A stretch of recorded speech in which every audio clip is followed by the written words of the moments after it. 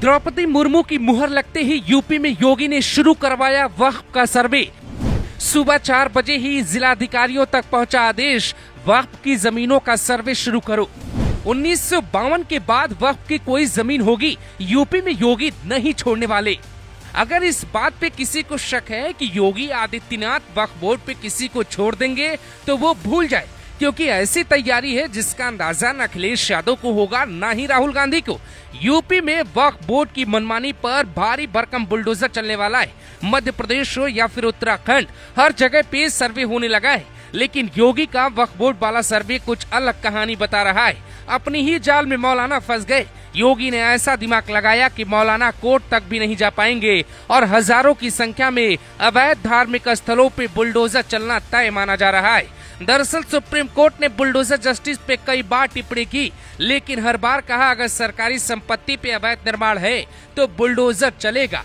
बस यही वो पॉइंट है जो यूपी की सियासत पे भूचाल ला सकता है। मान लेते हैं आपके जिले में वक्फ बोर्ड की कुल लीगल संपत्ति 1200 जगहों पर है, यानी इन संपत्तियों का ब्यौरा सरकार के रजिस्टर में पहले से ही दर्ज है। लेकिन सर्वे में पता चला है कि कुल संपत्तियों की संख्या 1200 नहीं बल्कि 5000 या 10,000 है। तो ऐसी जगहों पे बुलडोजर चलना तय माना जा रहा है, जिसमें वक्फ बोर्ड की कुल संपत्ति 815 बताई जाती, जबकि कुल संपत्ति 5000 से ज्यादा है, यानी 4200 संपत्तियों का ब्यौरा किसी के पास नहीं था। तो यहाँ पर बुलडोजर चलना तय माना जा रहा है, यानी सरकारी विभाग के अभिलेखों में जो संपत्तियां दर्ज हैं, उन्हीं को वक्फ बोर्ड को माना जाएगा। हालांकि उनमें भी एक जांच होगी कि क्या ये संपत्तियां साल 1952 से पहले की हैं या उसके बाद की हैं। अगर संपत्ति का ब्यौरा साल 1952 के बाद का मिला तो योगी उसे भी नहीं छोड़ने वाले। अकेले 12 बंकी की रिपोर्ट ही बहुत हैरान करती।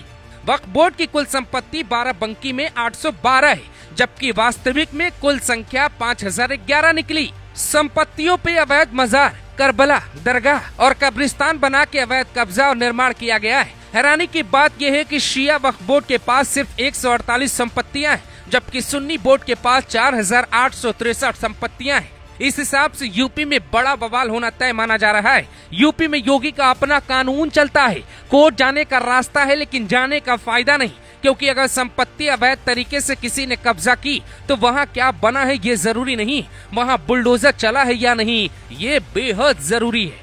यूपी के ग्रामीण इलाकों में हजारों तालाब वक्फ बोर्ड की जमीन पर हैं, जहां बुलडोजर चलना तय माना जा रहा है। पीलीभीत के एक तालाब पर कब्जा हुआ, जिसका मामला कोर्ट पहुंचा है। ऐसे ही हजारों तालाबों की खोज योगी करवा रहे। 95% वक्फ की संपत्ति का कोई ब्यौरा सरकार के पास नहीं, यहाँ बुलडोजर चलना एकदम तय है। यूपी में सबसे बड़ी कार्रवाई प्रयागराज में होगी। दावा किया जा रहा है कि शहर की ज्यादातर संपत्तियों पर योगी का बुलडोजर चलेगा, क्योंकि अतीक के गुर्गों ने हर जमीन को वक्फ का बता के कब्जा तो किया, लेकिन अब वो योगी से नहीं बच पाएंगे। यूपी विधानसभा चुनाव तक ने योगी ने डेडलाइन भी रख दी। उसके पहले ही वक्फ की जमीनों का सर्वे भी होगा और उन पे बुलडोजर भी चल सकता है। लेकिन एक दिमाग ऐसा लगाया जिससे बड़े बड़े वकील और मौलाना हर कोई हैरान है। योगी ने पहले बुलडोजर चलाया। दंगाइयों के अलावा कुछ पार्टी के नेताओं को भी दर्द होता है, वो कोर्ट पहुंच जाते।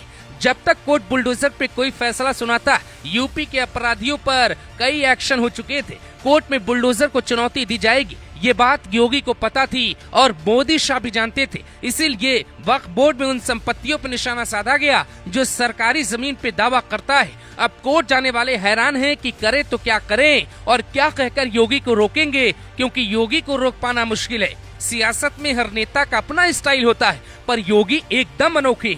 वक्फ कानून पे जिस हिसाब से एक्शन शुरू हुआ है, उससे साफ पता चलता है कि यूपी में हंगामा तय है।